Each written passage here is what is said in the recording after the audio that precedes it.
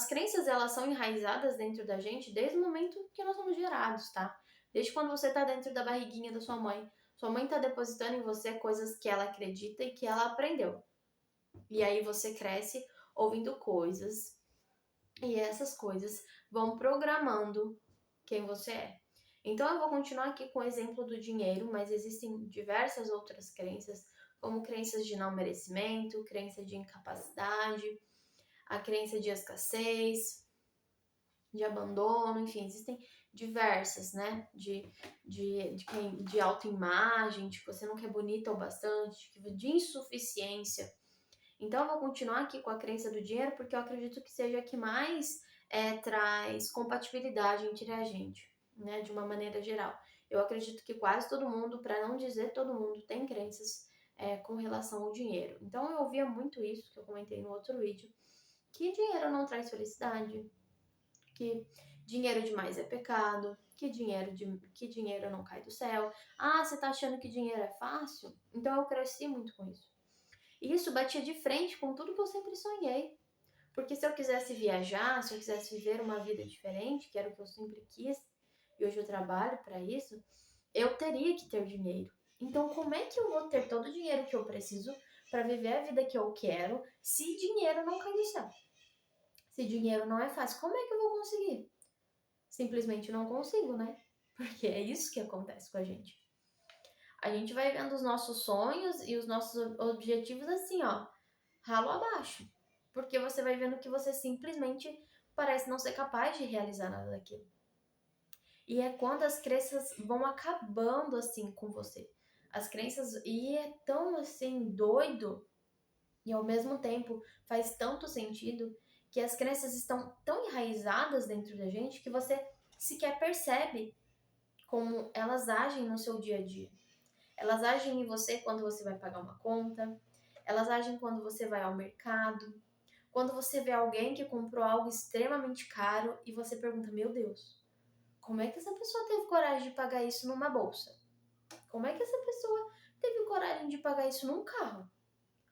Ou como que ela paga tudo isso na escola do filho? Ah, não. Imagina pagar tudo isso na escola. Tem escola pública, por que vai pagar a escola particular? Então são nesses detalhes que se você coloca um alerta, você começa a perceber que as suas crenças limitantes estão ali. Tá, Paola, eu já entendi, né? Que as crenças estão enraizadas, que elas estão dentro da gente e que elas se manifestam assim de forma tão natural que a gente nem se dá conta. Mas e aí? O X da questão é como é que eu faço para quebrar esses padrões? Como eu faço para quebrar essas crenças e finalmente conseguir construir novas crenças? Não é que você vai quebrar essas crenças limitantes, negativas e ficar sem nada. Você precisa construir crenças novas para você substituir essas crenças negativas, porque senão elas vão virando uma bola de neve mesmo e vai crescendo e se emaranhando uma crença na outra, quando você está perdida ou perdido, enfim. Então, a primeira coisa que você faz é reconhecer quais são essas crenças. Você pode listar, você pode apenas perceber aonde essas crenças estão. Pode ser crenças no relacionamento. Ah, na minha família nenhum casal dá certo. Na minha família todas as tias brigam com o marido, não sei. Na minha família todo mundo trai. Na minha família, não sei. Você vai ver ali o que tem de familiar e vai listar. Em qualquer campo. Ah, não, na minha família tem crença de não merecimento. Eu não mereço ter um bom trabalho. Eu não mereço ter um bom relacionamento. Eu não mereço ter um casamento saudável. E você vai escrever tudo isso. Vai listar. Gente, eu vou falar muito sobre listar, porque eu sou a pessoa que escreve tudo. Tudo pra mim eu saio escrevendo, porque isso me ajuda muito a perceber. A escrita me traz essa percepção, mas você vai entender o que é melhor pra você. Então, lista ali as crenças que você acha mais fortes, que você percebeu com mais facilidade. Eu vou usar o exemplo do dinheiro porque é o que a gente já tá falando aqui, tá bom? Eu tenho muita crença com relação ao dinheiro, de que dinheiro não cai do céu. E o que você vai fazer? Você vai começar a trabalhar a energia do dinheiro. Vai começar a ter o dinheiro perto de você. Vai começar a ver pessoas comprando coisas caras. E você não vai julgar. É um exercício. Você vai ver pessoas comprando coisas caras, você vai ver vídeos de pessoas, vou dar exemplos aqui do YouTube. Vídeos de pessoas indo para lugares incríveis. Aqueles vídeos que o pessoal vai para Dubai, tem, sei lá, coisas incríveis. Vídeos de pessoas riquíssimas, bilionárias. Nossa, trilionárias. E você não vai julgar. Você vai começar a ver a riqueza como algo natural. Você pode ouvir reprogramações mentais com relação a isso. Você pode se permitir um dia comprar algo que você jamais compraria.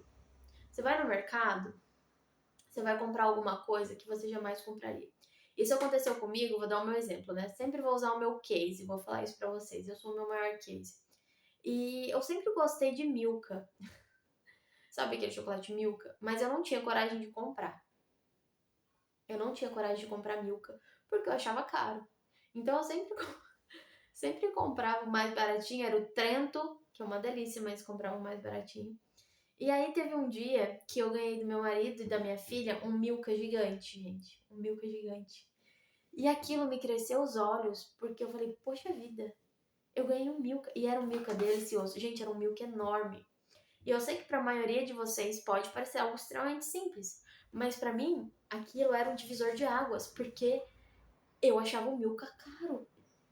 Apesar de eu morrer de vontade de comer, eu não tinha coragem de pagar. Eu não tinha. E quando meu marido, ele arrumou meu celular na época, tava quebradinho, ainda me deu um Milka. E aquilo, gente, pra mim foi um divisor de águas, tá? Foi algo extremamente simples, mas caiu assim uma ficha.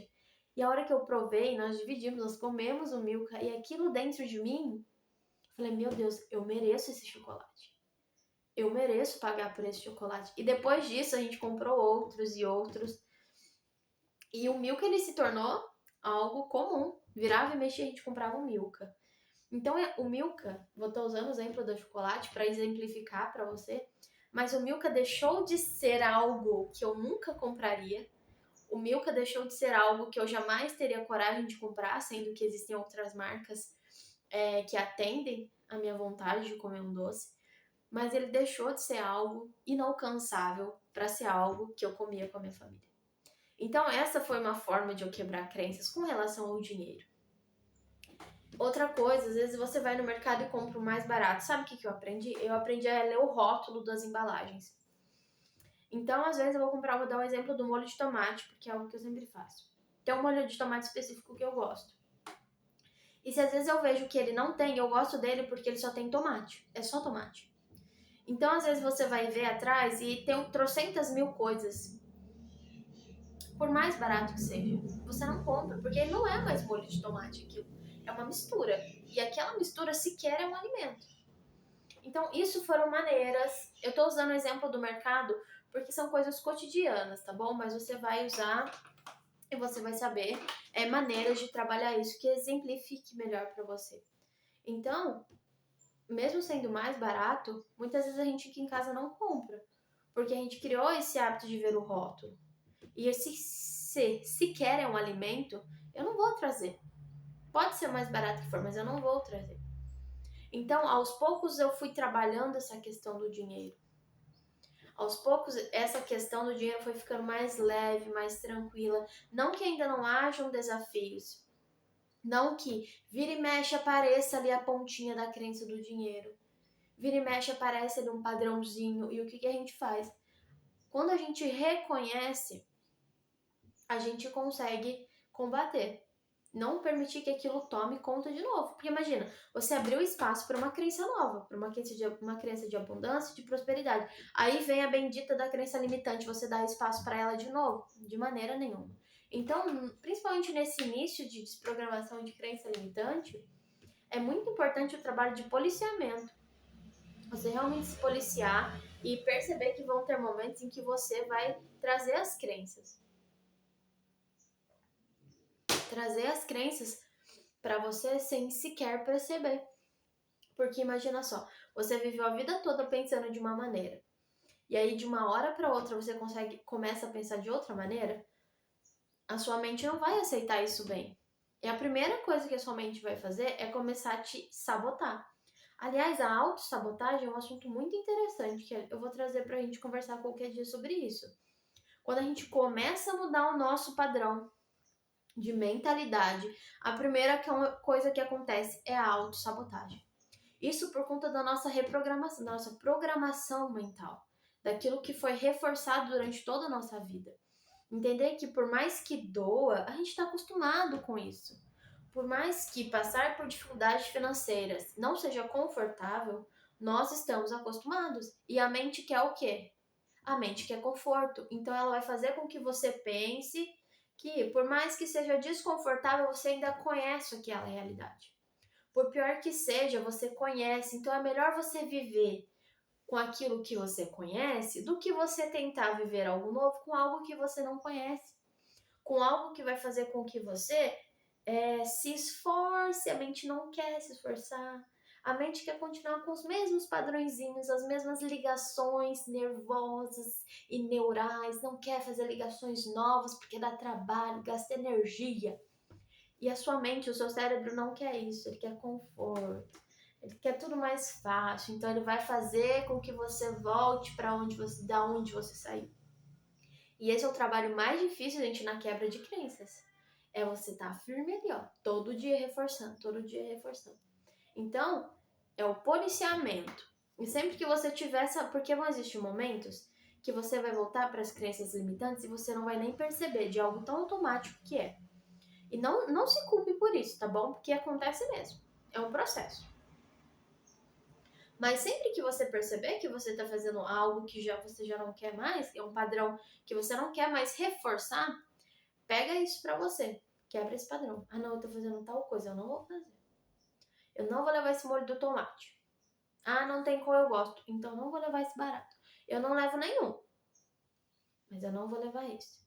Ou eu compro tomate. Vou dar um exemplo do mercado que exemplifica pra vocês. Fica mais simples a gente compreender, interpretar. Então, ter esse policiamento. As crenças, gente, juro por Deus, juro. As crenças são questões tão assim enraizadas dentro da gente que se a gente não tem essa consciência do quão grave é, do quanto isso paralisa e trava a nossa vida, a gente passa essa vida sem sequer saber o que são as crenças. Essas pessoas nunca vão saber o que é crença e não é culpa delas. Não, a fulana não estudou, não é culpa delas. São padrões que são reforçados e não é todo mundo que tem esse privilégio de ter essa consciência que hoje nós temos. Então, já que você tem essa consciência, trabalhe. É um processo que não é fácil, gente. Nenhuma mudança é fácil. Quem ficar esperando a mudança ser fácil vai ficar esperando mesmo, vai ficar sentado esperando, porque não vai acontecer. Então, você tem que estar disposto. Primeiro de tudo, se dispor e saber que é um processo que vai demandar tempo e dedicação. Bom, eu fico por aqui. Crenças é um assunto que eu gosto muito de conversar, porque é algo que eu trabalho diariamente, então quanto mais eu falo, internamente eu vou trabalhando isso. Se vocês gostaram desse assunto, comenta aqui, deixa sugestões. Eu posso trazer outros vídeos com relação a crenças limitantes, falar como que elas vão se enraizando dentro da gente, falar sobre paradigmas. Gente, Hélio Couto mora no meu coração, porque eu aprendi muito sobre isso com ele. Então, eu vou trazendo isso para vocês, compartilhando, e a gente vai transbordando e servindo aqui juntos. Eu espero que vocês tenham gostado e eu vejo vocês no próximo vídeo.